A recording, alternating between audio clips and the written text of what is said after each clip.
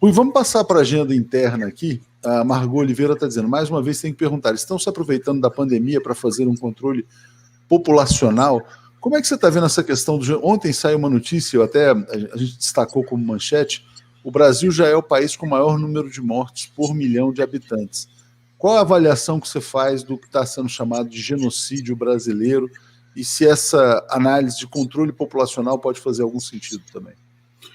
Bom, eu não acho que a pandemia seja uma boa política de controle populacional, assim, intencionalmente, né? Tudo bem, em última instância, ela até funciona um pouco como isso, mas 500 mil de pessoas não é um controle populacional. Controle populacional precisaria ser de maior envergadura, né?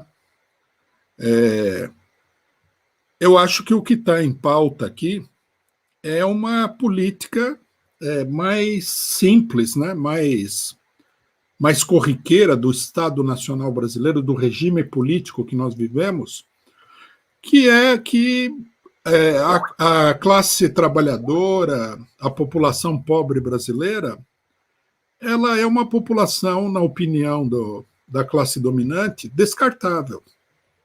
Se você tem 50 milhões de brasileiros morrendo de fome, nós tínhamos essa situação no governo FHC, o governo não ligava, ele não fazia nada, né? Aí vinham os bem-intencionados, mas, na minha opinião, muito equivocados, fazer uma campanha de recolhimento de alimentos, que não resolve o problema da fome de 50 milhões de pessoas, nem por acaso. Para isso, você precisa da máquina estatal, da estrutura estatal, para superar essa situação.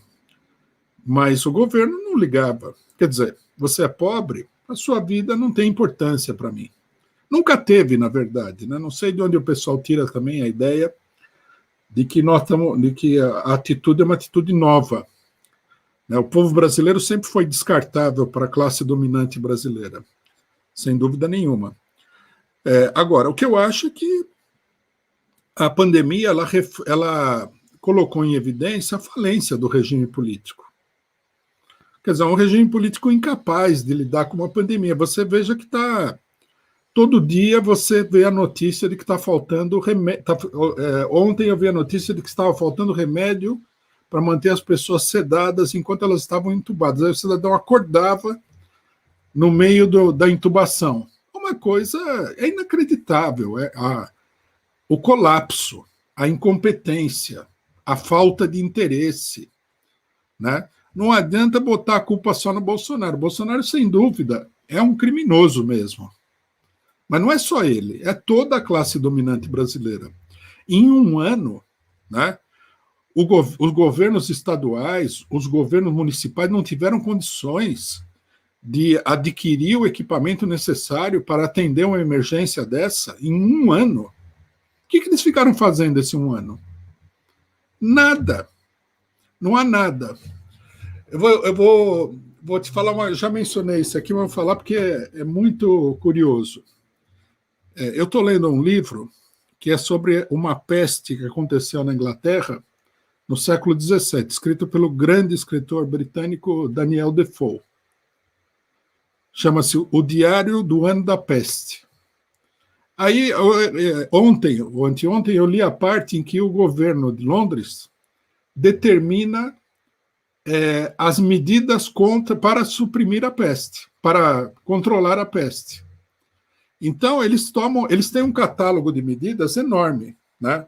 Um deles diz o seguinte, que tem que ter um agente do governo em cada lugar, que esse agente tem que identificar as casas onde as pessoas estão contaminadas, tem que colocar um aviso na porta, nesse caso seria pintar uma cruz vermelha, né, na porta do cidadão, e estabelecer uma guarda para evitar que as pessoas entrassem e saíssem daquela casa. Aí o médico tinha um rol de medidas assim de mais de 20.